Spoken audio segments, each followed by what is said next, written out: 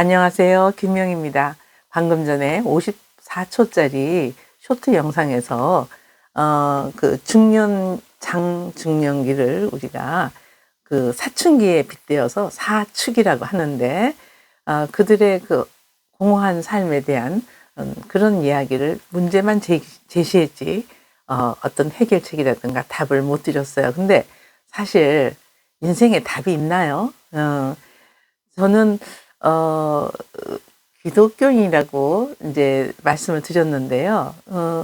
제가 이렇게 많은 아픔을 가지고, 또는 어떤 분노와 그다음에 어떤 상처와 좌절과 상실감으로 인해서 상담실을 찾아오시는 대부분의 분들이 이 세상의 그 무엇으로도 사실은 해결이 안 돼요. 어 어느 정도는 조금 위로를 받고 어느 정도는 해결이 되겠지만, 사실은 이제 저는 기독교인으로서 이런 말씀을 드리고 싶어요.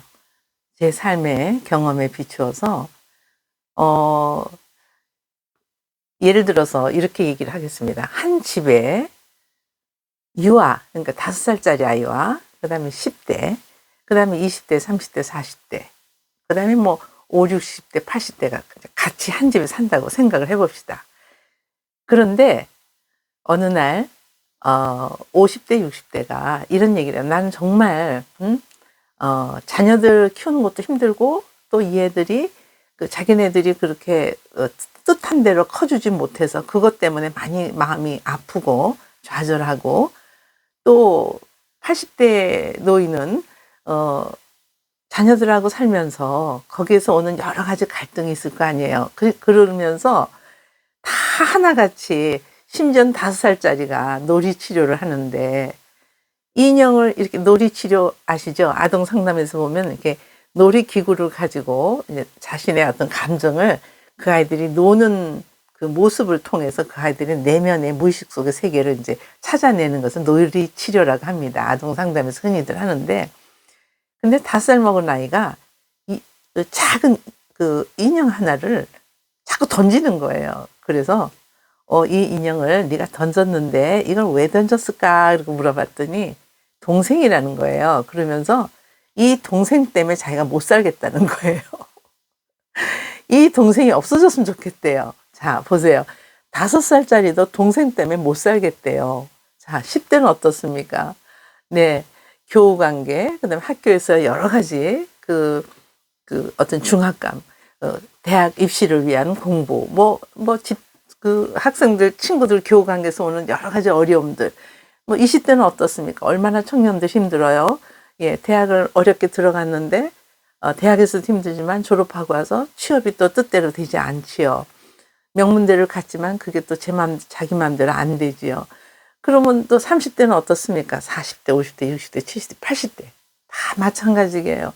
그러니까 모두가 힘들다고 하는 거예요. 그러니까 우리가 어떤 그 인간이 만든 어떤 지식을 가지고 정신의학이나 어떤 심리학이나 그다음에 뭐 사회학이나 교육학이나 이런 걸 다 통합적으로, 가족학이나 이런 걸 통합해서 저희들이 말씀을 듣고 그분들에게 어떤 위로와 어떤 해결책을 이렇게 도움을 드린다 해도 온전한 해결책이 안 되는 거예요. 그러니까 인간의 문제는 우리 인간이 해결할 수 없다는 거죠.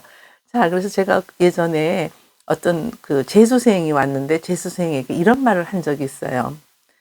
어 이제 자기가 정말 열심히 공부를 했는데 친구들은 명문대학을 들어가서 이제 가끔 뭐 미팅도 하고, 그러니까 데이트하는 거죠. 미팅도 하고, 그리고 뭐 술도 먹고, 그리고 친구들끼리 모임을 하는데 자기는 거기서 소외돼서 다시 학원을 다녀야 되고 살고 싶지가 않다는 거예요. 그런 그 재수생을 제가 상담을 한 적이 있는데, 어머니가 데리고 와 가지고, 근데 쌍둥이인데 둘이 똑같이 인제 이렇게 상담을 한 경험이 있습니다. 그때 제가 고등학생한테, 그 재수생이죠, 이런 얘기를 했어요.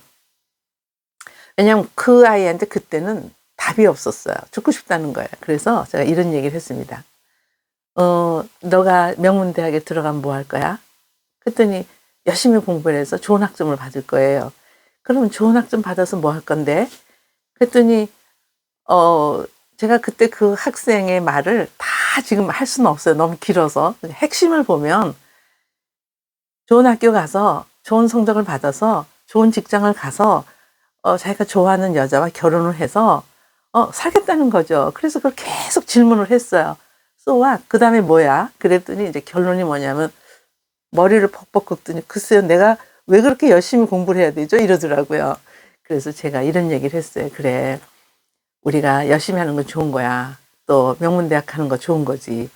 좋은 학점 따는 것도 좋은 거고, 살아가는 동안 내가 모든 것에 최선을 다하는 건 정말 아름답고 좋은 거야.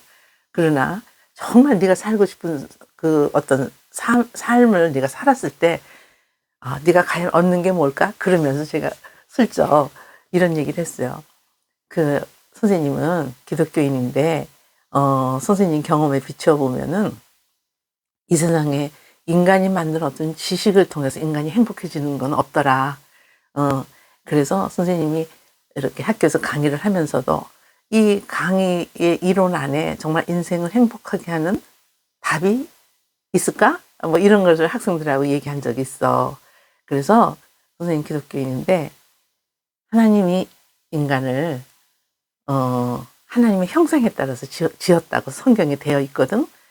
그런데 이 인간이 하나님을 벗어나서 에덴 동산에서 쫓겨나서 이제 세상에서 살면서 모든 것을 자기 힘으로 자기가 열심히 하면 자기가 원하는 삶을 살고 열심히 하면 정말 좋은 인생을 살고 행복해질 거라고 이제 생각을 했는데 성경에서는 하나님을 떠난 것을 떠나서 자기 중심적으로 사는 것을 죄라고 해. 그래서 그걸 좀 설명을 했어요. 그러니까 저도 어렸을 때 엄마 아버지하고 교회를 다녔어요. 그래서 그런 거는 선생님한테 많이 들어봤어요. 그러더라. 그렇지. 그래서 인간의 어떤 지식을 통해서 인간이 행복해지는 것은 한계가 있는 거야. 정말. 그러면서 그런 얘기를 한 적이 있어요. 인간은 하나님 안에서, 하나님 말씀 안에서 사는 것이 가장 공허함이 덜하다는 그런 이야기를 해준 적이 있어요. 근데 얼마 전에 한 50세 정도 되시는 분께서 이제 이혼을 하고 싶어 하는 그런 얼마 전이 아니에요. 좀 몇 년 됐어요. 근데 지금 방금 생각이 났어요. 근데 그분의 이제 얘기를 들어보면 그 여자가 이혼하고 싶다는 거예요. 그리고 자기가 원하는 삶은 이게 아니었다는 거예요. 그래서 또 그때도 제가 이제 얘기를 한 적이 있어요. 그분한테는 이제 핵심적으로 이렇게 얘기를 했어요. 인간은 하나님이 창조하셨는데, 근데 사실 상담을 하면서 어떤 신앙적인 것을 개입하는 거는 뭐 바람직하지는 않지만, 가끔 가다가 이렇게 정말 답이 없는 사람한테는 제가, 기독교적인 좀 접근을 합니다. 하나님이 인간을 창조하시고, 하나님 말씀 안에서 살라고 이렇게 인간을 창조했는데, 그래서 인간이 그 하나님 품에서 살 때는 그렇게 공허함이 없어요. 그리고 이상심리라든가 어떤 병리적인 현상도 일어나지 않는데 인간이 모든 것을 자기 중심적으로 자기가 원하는 살려고 노력할 때 이러한 일들이 벌어진다는 것을 이제 설명을 하면서 자, 하나님이 이 세상을 창조하면서 처음에 눈이 동그랗고 듣다가 이 사람이 내가 지금 상담을 하러 왔는데 지금 뭐 하는 소리야? 지금 전도하는 거야? 뭐야? 근데 제가 양해를 일단 구했어요. 제가 기독교인인데 등등 얘기를 하면서 선생님께 오늘 이런 말씀을 드리고 싶어요. 새는 공중에 살으라고 하나님이 창조하셨고요. 물고기는 물에 살으라고. 그리고 동물이나 사람은, 동물은 땅에서 살죠. 그리고 또 뭐가 있을까요? 새는 공중에, 물고기는 물속에, 나무는 땅 속에 뿌리를 내리고. 그런데 얘네들이 물고기가 물에서 살지 않고 땅에 갖다 놓으면 죽지요. 새가 허공을 날아다니지 않고 하늘을 날르지 않고 물에다 넣으면 죽지요. 그럼 인간은 하나님이 창조하실 때 내 품에서 살으라고 창조를 했는데 인간이 그 품을 벗어나서 살다 보니까 이렇게 공허함과 이렇게 괴로움과 내가 정말 열심히 살고 최선을 다해서 정말 내가 살고 싶은 삶을 살지만 그렇게 산 사람이 과연 얼마나 있을까? 이제 이렇게 질문을 했어요. 그러면서 둘이서 이제 이렇게 얘기를 오고 가고 했는데요. 자, 정말 세계적으로 돈이 많은 사람도, 그죠? 예, 때가 되면 갑니다. 죽습니다. 누구도 피할 수 없는 길입니다. 이제 그러면서 이제 서로 얘기했던 기억이 납니다. 이처럼, 중년기, 장년기, 심지어는 노년기에 심각한 자기의 그 정체성의 혼란이 오는 사람들이 많아요. 그리고 인생 후반기가 너무 힘들어요 라고 저희 구독자님이 댓글을 쓰신 분도 종종 있고요. 다 힘들죠. 아까 말씀드렸잖아요. 5살짜리가 동생 때문에 힘들어 죽겠대잖아요. 그러니까 그 힘들지 않은 사람이 없는 거예요. 따지고 보면 뭐 10대, 20대, 30대 힘들지 않은 사람이 없어요. 그래서 정체성의 혼란이 오면서 즉 내 삶에 대한 회의와 좌절이죠. 그리고 상실감 또는 이렇게 혼란과 함께 중년도 위기가 오고 장년기도 위기가 오고 또 노년기는 어떻습니까? 정말 벌어놓은 어떤 경제적인 부가 없으면 정말 처절한 삶을 살게 되는 거죠. 자식들은 그 부모를 부양하는 게 어렵고 경제적으로 어렵고 그래서 뭐 요양원에도 가시고 그래도 실버타운 가시는 분들은 그래도 좀 낫죠. 경제적인 여유가 있는 분들이고 또 아직은 몸이 그래도 자기 혼자 움직일 수 있는 분들이 가기 때문에 그러나 뭐 실버타운도 천차만별이지만 그래도 거기 이제 조금 이렇게 좀 나은 분들이 가죠. 육적으로도 또 경제적으로도 육신과 경제가 조금 나으신 분들. 근데 어떻습니까? 네, 양로원, 요양병원 물론 시설을 잘 해놨다고 홍보를 하고 또 거기를 탐방해서 보여주고 이런 분들이 계시는데요. 그렇게 시설을 잘 해놓은 곳에 간다고 해서 행복합니까? 거기 계신 분들은 잠자는 시간 제외하고는 늘 창밖을 보거나 멍하니 앉아서 자식들이 언제 올까? 자식들이 언제 전화라도 한 통 할까? 이러고 사신대잖아요. 그리고 요양병원 같은 경우는 제가 이렇게 좀 들어보면은 식사 시간, 그 다음에 기저귀, 거기 요양병원은 좀 많이들 편찮으신 분들이 가잖아요. 그러니까 기저귀도 4시간마다 혹은 3시간, 어떤 때는 5시간, 이렇게 시간이 돼서 한꺼번에 이렇게 갈아준대잖아요. 그러니 그 인간의 어떤 그 존엄성. 그러니까 뭐 이런 시설이 있습니다. 저런 시설이 있습니다가 보여주지만 그분들 그 시설 사용 못 해요. 그분들이 원하는 것은 따뜻한 가족의 사랑이죠. 가족의 관심과 보살핌.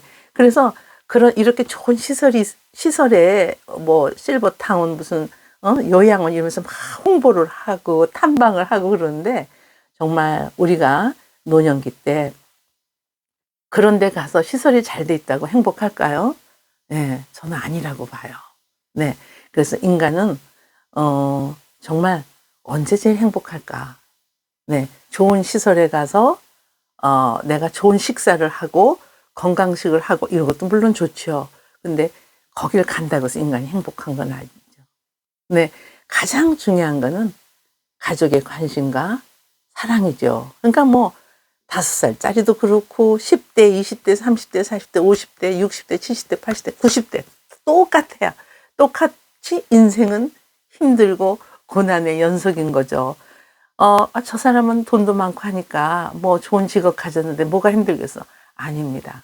들어가 보면요. 다 가정마다 사연이고 여러분들 잘 아시잖아요. 사연 없는 가정이 없습니다. 네. 그런데 저는 답을 찾았어요. 이 답이 뭐냐면요. 하나님 안에서 사는 거더라고요. 네. 제가 이 영상 프로가 기독교 프로는 아니에요. 제가 채널이 2가지가 있는데요. 하나는 회복과 치유라는 기독교적인 접근을 하는 채널이 있어요.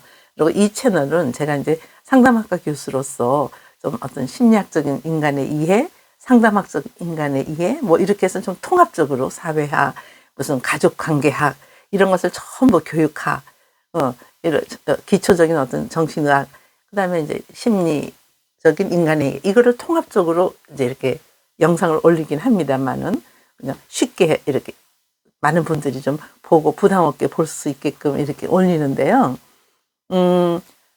제가 진짜 여러분들에게 드리고 싶은 말씀은 좋은 시설이 되어 있는 그런 데를 그렇게 찾아가서 막 홍보를 해주고, 그럼 거기 가면 병이 낫나요?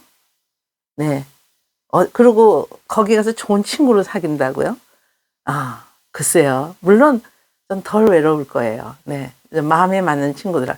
그러나 혼자 잠자리로 들어갈 때는 좀 공허함이 있지 않을까요? 그들이 원하는 건 가족이죠. 가족의 관심과 사랑이지. 실버타운이나 어디야 요양원에 또는 요양병원에 가서 어? 친구를 사귀고 거기서 모든 것을 잊어버리고 재밌게 산다. 아니죠. 그렇게 보일 뿐이에요. 그 시간을 그렇게 때우는 거지. 정말 그들이 원하는 거는 가족의 관심과 따뜻한 보살핌과 사랑이죠. 네. 거기 좋은 기구가 있고 좋은 시설이 있으면 뭐 합니까 그게. 그 내 것도 아니고 그런 시설 다 쓰지도 못해요. 거기 요양원이나 요양병원에 가시는 분들은요. 일단 마음의 상처들이 있어요. 물론 안 그런 분도 있고 내가 가족들과 살고 있는 것보다는 훨씬 더 better life다. 보다 나은 삶이다. 이런 분도 간혹 있지요. 그런데 그분들도 대화를 해보고 상담을 해보면 내면 깊은 곳에서는 가족들로부터 내가 소외되고 결국 내가 이렇게 살라고 그동안 그렇게 열심히 자식들을 키우고 가족을 보살피고 살았던가 결국 내 인생의 끝은 요양병원이구나 이렇게 하면서 가슴 아파하시거든요. 근데 거기 시설이 좋으면 무슨 소용이 있겠어요. 침대에 누워 계신 분들이. 그래서 하여튼 잃어버린 사랑, 내 젊은 시절의 꿈은 얼마나 성취되었나 또는 나는 무엇을 위해서 살아왔나 이것이 내가 진정 원하는 삶인가 이러면서 마음 아파하시는 분들 저는 자주 만나거든요.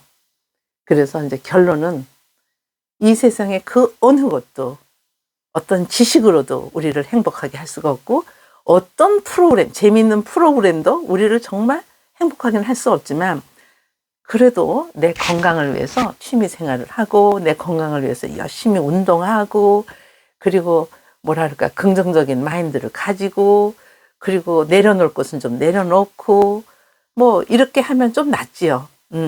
그러나 그 안에서도 진정으로 내가 정말 평안을 찾는 것은 저는 네 하나님을 믿는 거라고 저는 그렇게 말씀을 오늘은 드리고 싶어요. 네.